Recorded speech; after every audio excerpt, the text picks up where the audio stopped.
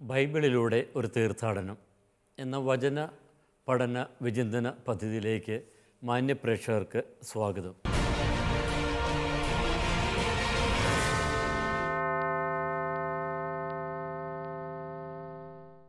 വെളിപാട് 18-ാം അധ്യായത്തിലൂടെ ആണ് നാം കടന്നുപോയിക്കൊണ്ടിരിക്കുന്നത്.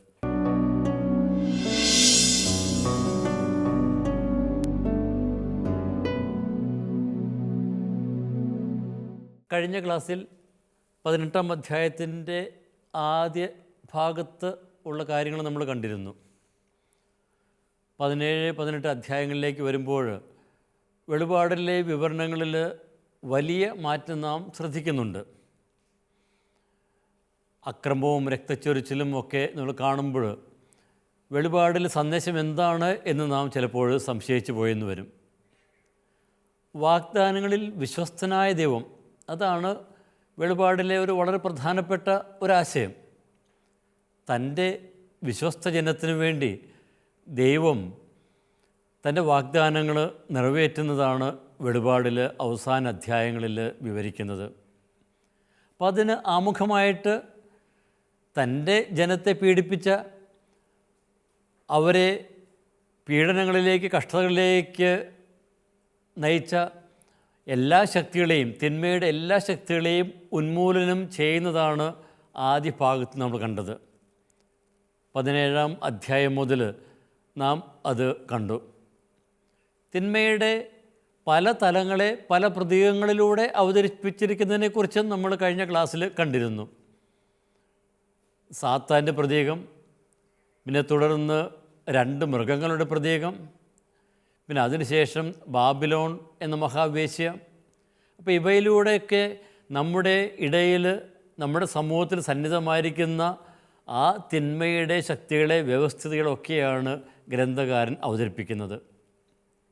ദൈവം തൻ്റെ വാഗ്ദാനം പൂർത്തിയാക്കുന്നതിൻ്റെ ആദ്യ പടിയായിട്ട് ബാബിലോൺ എന്ന ആ വേശ്യക്കെതിരായിട്ട് അവിടുന്ന് തിരിയുന്നത് നമ്മൾ 17-ാം അധ്യായത്തിൽ കണ്ടു.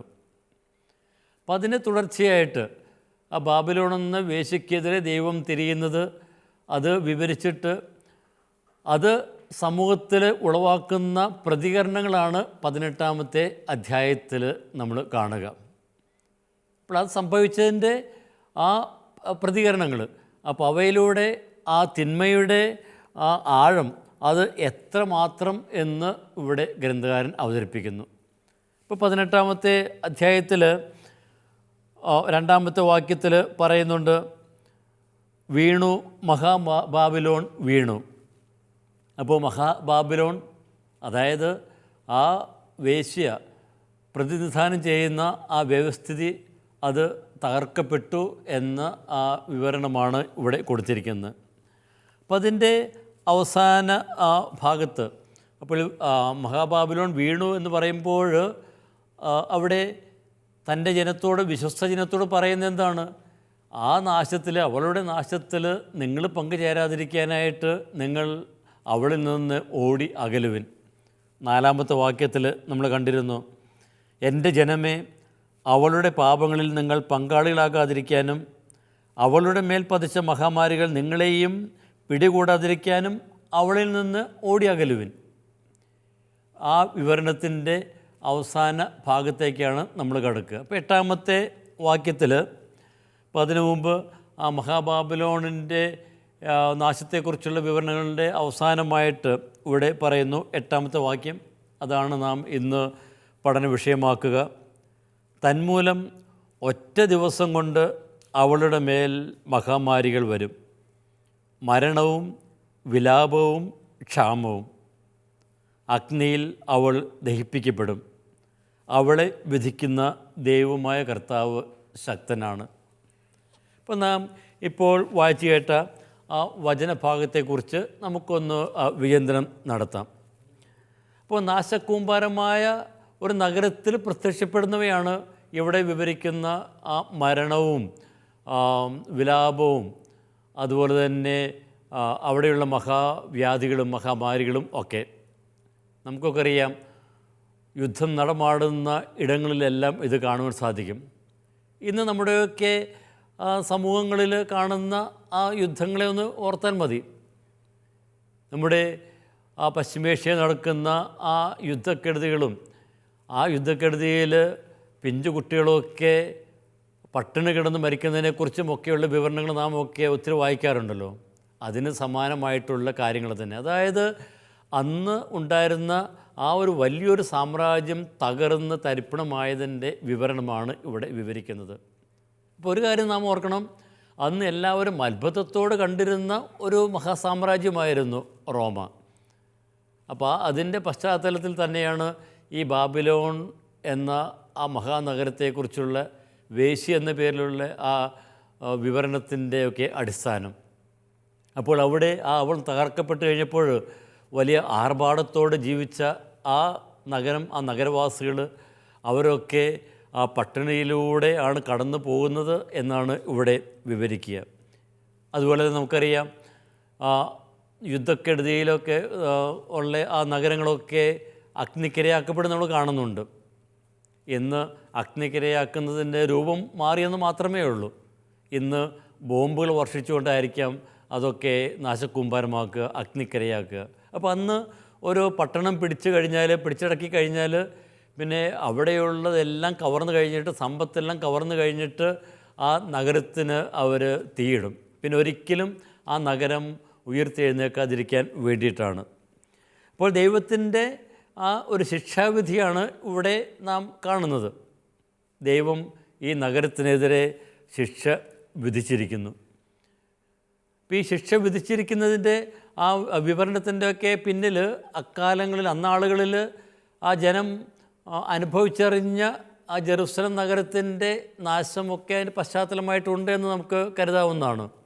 AD 70 നടന്ന ആ ജെറുസലം നഗരത്തിൻ്റെ നാശം, ആ ജെറുസലം നഗരം നശിപ്പിക്കപ്പെട്ട് കഴിഞ്ഞപ്പോൾ അന്നത്തെ ചരിത്രകാരനായ ജോസേഫൂസ് ആ നഗരത്തിൽ നടമാടിയിരുന്ന അക്രമവും അതുപോലെ തന്നെ മഹാമാരികളും ഒക്കെ വിവരിക്കുന്നുണ്ട്. അപ്പോൾ അതിന് സമാനമായിട്ടുള്ള ആ ഒരു വിവരണം തന്നെയാണ്, അനുഭവം തന്നെയാണ് ഈ വെളിപാടിൽ 8-ാമത്തെ വാക്യത്തിൽ ഉള്ളത്. അപ്പോൾ ഈ ജെറുസലം അത് നശിപ്പിക്കപ്പെട്ടത് അന്നത്തെ ജനതയ്ക്കറിയാം. അതിൻ്റെ കാരണം ആ ജെറുസലം നിവാസികൾ, ദൈവത്തിൻ്റെ ഏറ്റവും പ്രിയപ്പെട്ട ജനം, ദൈവത്തെ ഉപേക്ഷിച്ചതുകൊണ്ടാണ്. ദൈവത്തെ ഉപേക്ഷിക്കുക മാത്രമല്ല, അവരൊക്കെ റോമ, ഗ്രീക്ക് ആ സംവിധാനങ്ങളുടെ പിന്നാലെയൊക്കെ പോയി, തിന്മ നിറഞ്ഞ സംവിധാനങ്ങളുടെ ഒക്കെ പുറകെ പോയിട്ട്, ആർഭാടത്തിൻ്റെയും സമ്പന്നതയുടെയും ഒക്കെ പിന്നാലെ പോയിട്ട് അവർ യഥാർത്ഥ ദൈവത്തെയൊക്കെ ഉപേക്ഷിച്ചു. മാത്രമല്ല, ദൈവം തൻ്റെ പ്രിയപുത്രനെ രക്ഷകനായി അവരുടെ ഇടയിലേക്ക് അയച്ചപ്പോൾ ആ യേശുവിനെ പോലും അവർ തള്ളിപ്പറഞ്ഞു. നമുക്കറിയാം ആ ജെറുസലം നഗരത്തിൽ യേശു കുരിശിലേറ്റപ്പെടുന്നത്. അപ്പോൾ ദൈവത്തെ ഉപേക്ഷിച്ച ആ ജനത്തിന് ലഭിക്കുന്ന ആ ശിക്ഷ പോലെ തന്നെയാണ് ഇവിടെയും ഈ ബാബിലോൺ നഗരത്തിൽ നാം കാണുന്ന ദൈവത്തിൻ്റെ ഒക്കെ ശിക്ഷ. ഇനി ഈ നഗരത്തിലെ ശിക്ഷയെക്കുറിച്ച് പറയുന്നതോടൊപ്പം തന്നെ ആ ശിക്ഷ നടപ്പാക്കുന്ന ആ ദൈവത്തെക്കുറിച്ചും ഒക്കെ പറയുന്നുണ്ട്. അവളെ വിധിക്കുന്ന ദൈവമായ കർത്താവ് ശക്തനാണ്. ഈ ദൈവം ശക്തനായതിനാൽ തിന്മയുടെ ശക്തികൾ എത്ര ഭീകരമാണെങ്കിലും എത്ര ശക്തമത്താണെങ്കിലും അതിനെയൊക്കെ കീഴ്പ്പെടുത്തുവാനായിട്ട് ആ ദൈവത്തിന് സാധിക്കും. അപ്പോൾ അതാണ് ദൈവജനത്തിൻ്റെ ആ ഒരു ആശ്വാസം. തങ്ങളുടെ ജീവിതത്തിൽ തങ്ങളൊക്കെ തകർന്ന് തരിപ്പണമായാൽ പോലും തങ്ങൾക്ക് ഈ ശക്തികൾക്കെതിരെ പിടിച്ചു നിൽക്കുവാൻ കഴിയില്ല എന്ന് തോന്നുമ്പോഴും അവരുടെ ഉള്ളിലുള്ള വിശ്വാസം അതാണ്: തങ്ങളെ നയിക്കുന്നവൻ, തങ്ങളെ പരിപാലിക്കുന്നവൻ ശക്തനാണ്. ആ ദൈവം ഈ വിധി നടപ്പാക്കും. അപ്പോൾ ശക്തനായ ആ ദൈവത്തിലുള്ള വിശ്വാസം തന്നെയാണ് ഈ ശിക്ഷ നടപ്പാക്കുന്നത് എന്ന് പറയുവാനായിട്ട് അവരെ പ്രേരിപ്പിക്കുന്നത്. ഇപ്പോൾ മരണവും വിലാപവും ക്ഷാമവും ഒക്കെ അവിടെ ഉണ്ടാകും. അഗ്നിയിൽ അവൾ ദഹിപ്പിക്കപ്പെടും. അവളെ വിധിക്കുന്ന ദൈവമായ കർത്താവ് ശക്തനാണ്. ഇനി ഈ നാശത്തെക്കുറിച്ച് പറയുന്നത് ഒറ്റ ദിവസം കൊണ്ട് അവരുടെ മേൽ മഹാമാരികൾ വരും എന്നാണ്. പിന്നീട് ഈ വിവരണം അത് തുടരുമ്പോൾ ഈ ഒറ്റ ദിവസം എന്നത് കുറച്ചുകൂടി അത് തീവ്രമായിട്ട് ഒരൊറ്റ മണിക്കൂറിൽ നശിപ്പിക്കപ്പെടും എന്ന് പല പ്രാവശ്യം ആവർത്തിക്കപ്പെടുന്നുണ്ട്. അപ്പോൾ ദൈവത്തെ മറക്കുകയും നിഷേധിക്കുകയും സ്വയം ദൈവമായി പ്രഖ്യാപിക്കുകയും ചെയ്യുന്ന അഹംഭാവം തകർന്നൊടുങ്ങും എന്ന് ഗ്രന്ഥകാരൻ ഇവിടെ വ്യക്തമാക്കുന്നു. അപ്പോൾ തിന്മയുടെ സംവിധാനങ്ങൾ എത്ര തന്നെ ശക്തമാണെങ്കിലും ദൈവം അതിനെല്ലാം അതീതനാണ്. അവിടുത്തെ ശക്തമായ ഭുജം തിന്മയുടെ ശക്തികളെയെല്ലാം തകർക്കും. അപ്പോൾ തൻ്റെ ജനത്തിന് ദൈവം പകർന്നു കൊടുക്കുന്ന ഒരു ആശ്വാസം കൂടിയാണ്. അപ്പോൾ ഇവിടെ ആ ബാബിലോൺ എന്ന് പറയുന്ന ആ നഗരത്തിൻ്റെ നാശത്തെക്കുറിച്ച് വിവരിക്കുമ്പോൾ നമ്മൾ ഓർക്കേണ്ടത് ഇത് ദൈവജനത്തിന് കൊടുക്കുന്ന ആശ്വാസം തന്നെയാണ്. അപ്പോൾ ഇത് ആ ദൈവജനത്തിന് വേണ്ടിയിട്ട് ദൈവമാണ് ഈ തിന്മയ്ക്കെതിരെ ഇടപെടുക. ഇനി ഇവിടെ ഒരു കാര്യം കൂടി നമ്മൾ ഓർത്തിരിക്കുക, അത് പിന്നീട് നമ്മളത് കുറച്ചുകൂടിയൊക്കെ വ്യക്തമാക്കാം. ഈ തിന്മയുടെ ശക്തികളെല്ലാം അത് തോൽപ്പിക്കപ്പെടുന്നത്, തകർക്കപ്പെടുന്നത് നാം കാണുന്നുണ്ട്. ഇനി എങ്ങനെയാണ് അവ തകർക്കപ്പെടുന്നത്? ഈ സംവിധാനങ്ങൾ ആ സംവിധാനങ്ങളാൽ തന്നെയാണ് തകർക്കപ്പെടുന്നത്. ഇപ്പോൾ ക്രിസ്തു ഈ തിന്മയുടെ ശക്തികൾക്കെതിരെ യുദ്ധം ചെയ്യുന്നതിനെക്കുറിച്ചൊക്കെ പറയുന്നുണ്ട്. അത് എപ്രകാരമാണ്? തൻ്റെ വായിലെ ആ വാളുകൊണ്ട്. എന്ന് വെച്ചാൽ എന്താണ് അർത്ഥം? തൻ്റെ വചനം കൊണ്ട്. അപ്പോൾ വചനം കൊണ്ടാണ് യേശു തിന്മയെ കീഴ്പ്പെടുന്നത്. ഇനി ഇവയൊക്കെ തകർന്ന് തരിപ്പണമാകുന്നത് ഈ തിന്മയുടെ ശക്തികൾ തന്നെയാണ്. അപ്പോൾ നമ്മൾ കഴിഞ്ഞ ക്ലാസ്സുകളിലൊക്കെ നമ്മൾ കണ്ടിരുന്നു, ഈ ബാബിലോണിനെതിരെ തിരിയുന്നത് ഈ മൃഗവും അതിൻ്റെ സഹചാരികളും ഒക്കെയാണ്. അപ്പോൾ ഈ ബാബിലോൺ എന്ന ആ നഗരത്തിൻ്റെ മഹാവേശ്യയുടെ പതനത്തെക്കുറിച്ച് ഉള്ള കാര്യങ്ങളാണ് 1 മുതൽ 8 വരെയുള്ള വാക്യങ്ങൾ നമ്മൾ കാണുക. അപ്പോൾ ഇവിടെ സ്വർഗത്തിൽ നിന്നുള്ള ആ ദൂതൻ വിവരിക്കുന്നുണ്ട്. 1 മുതൽ 3 വരെയുള്ള സ്വർഗത്തിൽ നിന്ന് ഒരു ദൂതൻ ഇറങ്ങി വരുന്നു. പിന്നെ 4 മുതൽ സ്വർഗത്തിൽ നിന്ന് വേറൊരു സ്വരം പറയുന്നത് കേട്ടു. അപ്പോൾ ഈ സ്വർഗത്തിൽ നിന്നുള്ള ഈ വചനങ്ങളും വാക്കുകൾ അതൊക്കെ ദൈവത്തിൻ്റെ ആധികാരികമായിട്ടുള്ള ഒരു പ്രസ്താവനയായിട്ട് നമുക്കിതിനെ കാണുവാനായിട്ട് സാധിക്കും. ഇനി ഈ താക്കീതിൻ്റെ ആ വചനങ്ങൾക്ക് ശേഷം പിന്നീട് നാം കാണുന്നത് വിലാപത്തിൻ്റെ ശബ്ദങ്ങളാണ്. അപ്പോൾ ഈ നഗരത്തിൻ്റെ ഈ ആർഭാടത്തോടെ കഴിഞ്ഞിരുന്ന ബാബിലോൺ എന്ന് പറയുന്ന ആ മഹാനഗരം തകർക്കപ്പെടുമ്പോൾ അത് ഉളവാക്കുന്ന പ്രതികരണങ്ങൾ അത് ആരിലാണ്? ഈ സംവിധാനങ്ങളെ ആശ്രയിച്ച് കഴിഞ്ഞവരിൽ. അത് രാജാക്കന്മാരും വ്യാപാരികളും പ്രഭുക്കന്മാരും ഒക്കെയാണ്. അപ്പോൾ അതിനെക്കുറിച്ചുള്ള കാര്യങ്ങളാണ് പിന്നീട് നമ്മൾ കാണുക.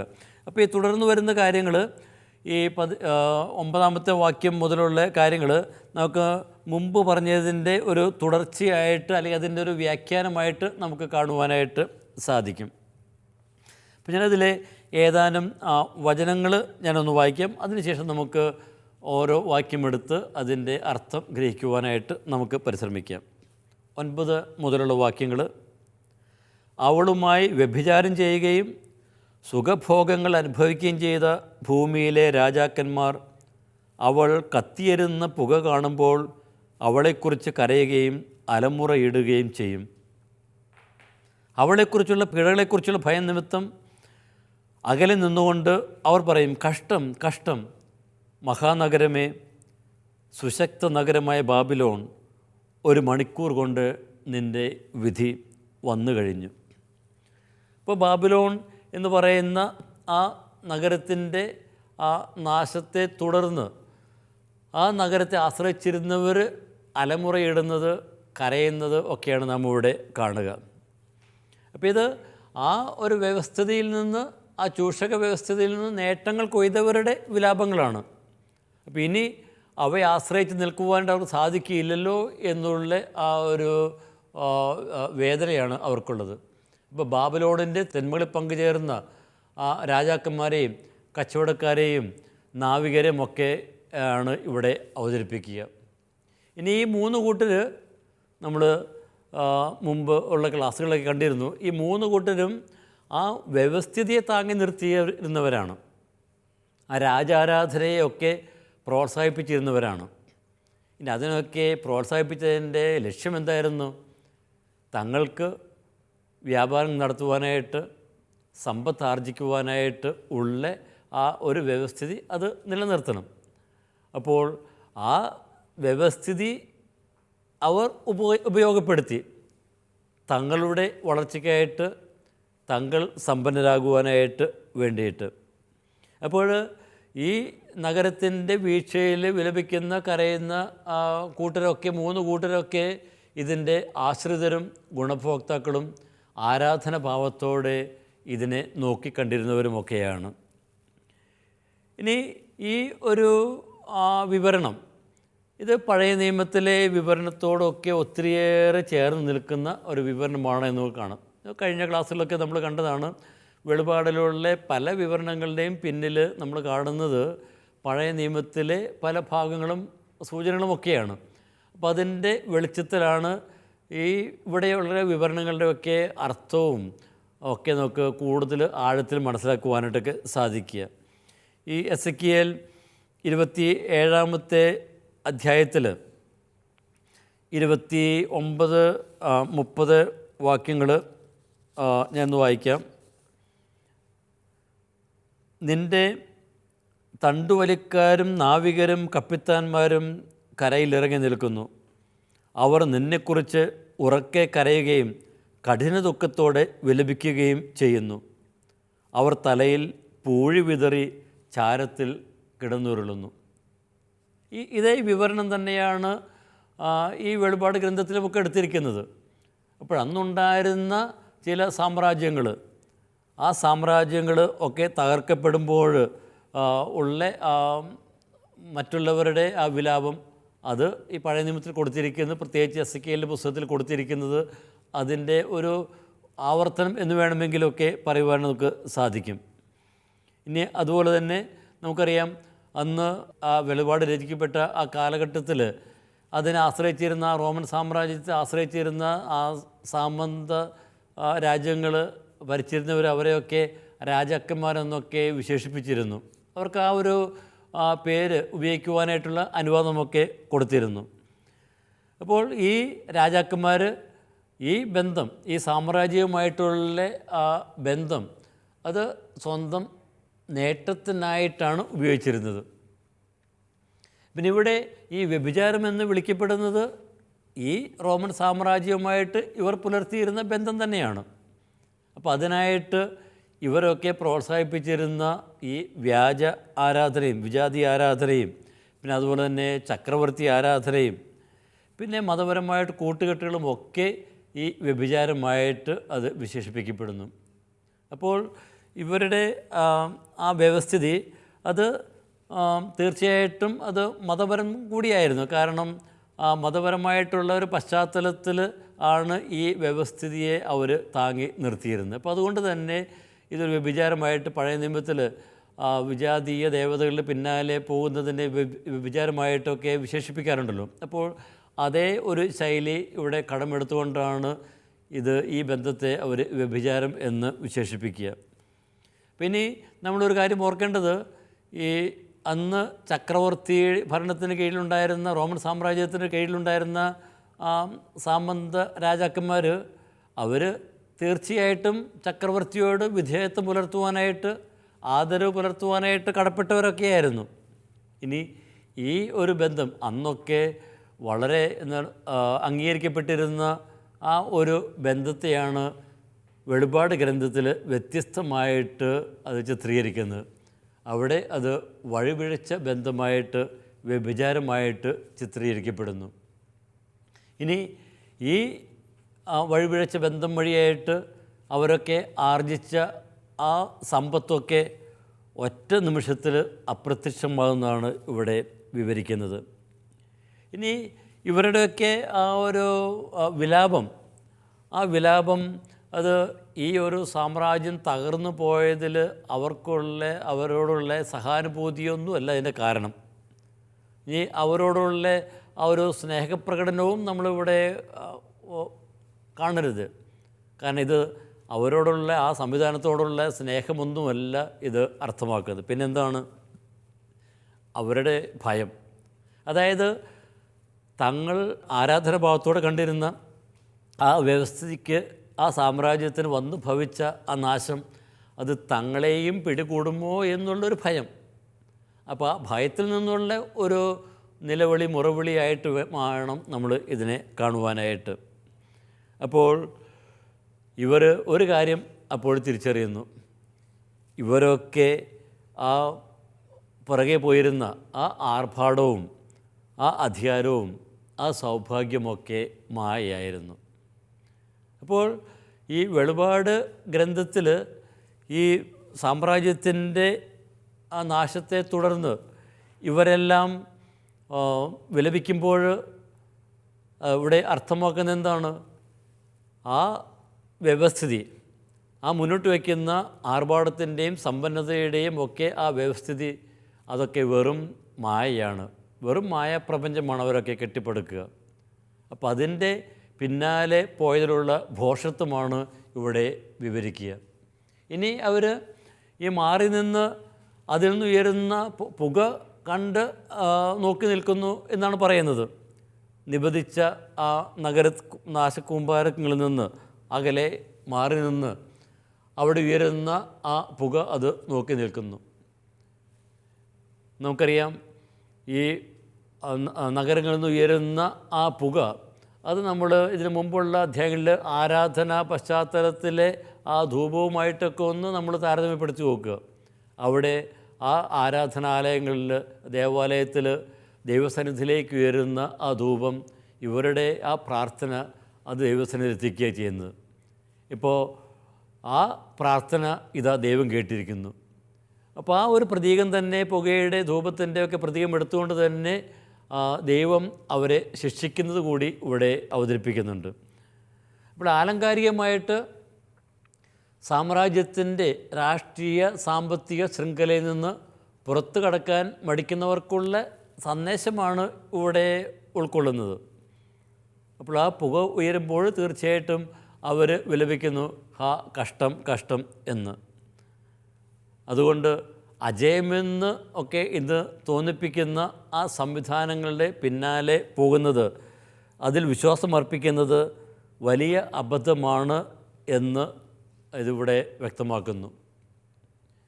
ഇവർ പോലും ഈ ബാബിലോണിൻ്റെ ശിക്ഷയിൽ പങ്കുചേരാതിരിക്കാനായിട്ട് ഓടി അകലുന്നത് നമ്മൾ കാണുന്നുണ്ട്.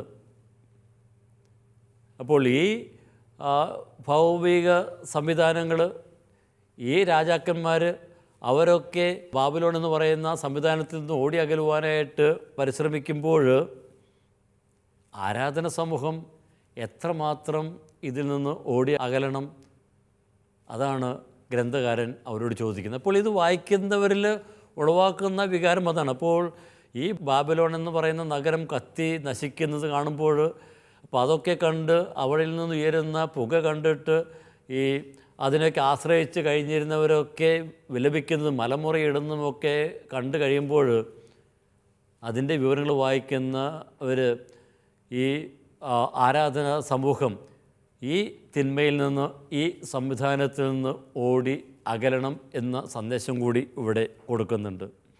അപ്പോൾ ഈ വിവരണങ്ങൾ നമ്മളൊക്കെ ഇവിടെ ഈ മഹാബാബിലോൺ എന്ന് പറയുന്ന ആ ഒരു നഗരം തകർക്കപ്പെടുന്നതിൻ്റെയൊക്കെ വളരെ ഭീതിജനകമായിട്ടുള്ള ആ വിവരണങ്ങളിലൂടെ നമ്മളൊക്കെ കടന്നു പോകുമ്പോൾ നമ്മൾ ഓർക്കുക, ഇതൊക്കെ ആരാധന സമൂഹത്തെ പ്രചോദിപ്പിക്കാനായിട്ടുള്ളതാണ്. അപ്പോൾ അതിൻ്റെയൊക്കെ ആ സുഖഭോഗങ്ങളിൽ പങ്കുചേരുന്ന ആരാധന സമൂഹം, അങ്ങനെ പങ്കുചേരുന്നുണ്ടെങ്കിൽ തിരിച്ചറിയുക, ഇതൊക്കെ വെറും മായിക പ്രപഞ്ചം മാത്രമാണ്. അപ്പോൾ വെളിപാടിലെ ഒരു സന്ദേശം ഇതാണ്. രണ്ട് വ്യത്യസ്തങ്ങളായിട്ടുള്ള മൂല്യ വ്യവസ്ഥിതികളാണ് ഇവിടെ അവതരിപ്പിക്കുക. ഭൗമിക സാമ്രാജ്യത്തോട് ചേർന്ന് നിൽക്കുന്ന ചില വ്യവസ്ഥിതികൾ, അവിടെ ആർഭാടവും സമ്പന്നതയും ഒക്കെയുണ്ട്. പക്ഷേ അതൊന്നും എന്നും നിലനിൽക്കുന്നൊന്നുമല്ല. ഇന്ന് നിലനിൽക്കുന്ന ആ സാമ്രാജ്യം, ആ രാജ്യം ഏതാണ്? യേശു സ്ഥാപിക്കുന്ന ആ രാജ്യമാണ്, ദൈവരാജ്യമാണ്. അപ്പം അതിൽ മൂല്യവ്യവസ്ഥിതി ഈ ഭൗമികമായിട്ടുള്ള ആ സാമ്രാജ്യത്തിലെ മൂല്യവ്യവസ്ഥയും വളരെ വ്യത്യസ്തമാണ്. ഈ ചൂഷക സാമ്രാജ്യത്തിലെ വ്യവസ്ഥയിൽ നിന്ന് വളരെ വ്യത്യസ്തമാണ്. അപ്പം അതുകൊണ്ട് നിങ്ങൾ ഏതിൻ്റെ പിന്നാലെ പോകണമെന്ന് ആലോചിക്കണം എന്ന് ഇവിടെ പറയുന്നുണ്ട്. അപ്പോൾ ഈ രണ്ട് വ്യവസ്ഥകൾ, അപ്പോൾ ഒരു കാര്യം, ഇന്നിവിടെ സന്തോഷവും സമാധാനമൊക്കെ നൽകുന്നു എന്ന് കരുതുന്ന ഈ സംവിധാനങ്ങൾ, ഈ ആർഭാടങ്ങൾ, അതൊക്കെ ശാശ്വതമായിട്ടുള്ള സന്തോഷമൊന്നും നൽകുകയില്ല. അപ്പോൾ അവയിൽ നിന്ന് ആ ജനം, ആ രാജാക്കന്മാർ, അവർ ഓടി അകലുവാനായിട്ട് അവർ പരിശ്രമിക്കുന്നെങ്കിൽ ആരാധന സമൂഹം എത്രമാത്രം ഇവയിൽ നിന്നൊക്കെ ഓടി അകലണം എന്ന് ഇവിടെ സൂചിപ്പിക്കുന്നു. ഇനി നമുക്ക് അടുത്ത വാക്യത്തിലേക്ക് കിടക്കാം. 10-ാമത്തെ വാക്യത്തിലേക്ക് കിടക്കാം. 10-ാമത്തെ വാക്യത്തിൽ അവളുടെ പീഡകളെക്കുറിച്ചുള്ള ഭയനിമിത്തം അകലെ നിന്നുകൊണ്ട് അവർ പറയും, കഷ്ടം കഷ്ടം മഹാനഗരമേ, സുശക്ത നഗരമായ ബാബിലോൺ, 1 മണിക്കൂർ കൊണ്ട് നിൻ്റെ വിധി വന്നു കഴിഞ്ഞു. അപ്പോൾ ഇതുവരെ ആ പറഞ്ഞതിൻ്റെ ഒരു സമാപനമായിട്ട് വീണ്ടും ആ രാജാക്കന്മാർ പറയുന്നു, ഇതാ എത്ര ശക്തമെന്ന് കരുതിയിരുന്ന ആ നഗരം ഇതാ നശിക്കപ്പെട്ട് കഴിഞ്ഞിരിക്കുന്നു. ഇനി നിങ്ങൾ ആരാധന സമൂഹത്തോട് പറയുന്നു, ഇനി നിങ്ങൾ ആശ്രയിക്കേണ്ടത് ഈ നഗരത്തെയാണോ അതോ ദൈവിക നഗരത്തെയാണോ? അപ്പോൾ ദൈവിക ആ നഗരത്തിൽ പ്രവേശിക്കുവാൻ തക്കവിധം നിങ്ങളുടെ ജീവിതത്തെ ക്രമീകരിക്കുക, സുന്ദരമാക്കുക. അതാണ് ആരാധന സമൂഹത്തിന് ഇവിടെ നൽകുന്ന സന്ദേശം. ഇപ്പോൾ വെളിപാടിലെ ഈ വിവരണങ്ങളിലൂടെ കടന്നു പോകുമ്പോൾ നമ്മളിതിലെ ഭീതിജനകമായിട്ടുള്ള വിവരണങ്ങളിൽ അല്ല നമ്മൾ ശ്രദ്ധിക്കേണ്ടത്. അത് എന്താണ് വായനക്കാരോട്, ആരാധന സമൂഹത്തോട് പറയുന്നത് എന്ന് നമ്മൾ തിരിച്ചറിയുക. ഭൗമിക സാമ്രാജ്യത്തെ, അതിലെ വ്യവസ്ഥിതികളെ നിങ്ങൾ പിഞ്ചെല്ലരുത്. ദൈവരാജ്യത്തെ, ആ ദൈവരാജ്യത്തിൻ്റെ ആ മൂല്യങ്ങളെ നിങ്ങൾ പിഞ്ചെല്ലുവിൻ. തുടർന്നുള്ള കാര്യങ്ങൾ നമുക്ക് അടുത്ത ക്ലാസ്സിൽ കാണാം. അതുവരെ ദൈവം നിങ്ങളെ എല്ലാവരെയും അനുഗ്രഹിക്കട്ടെ.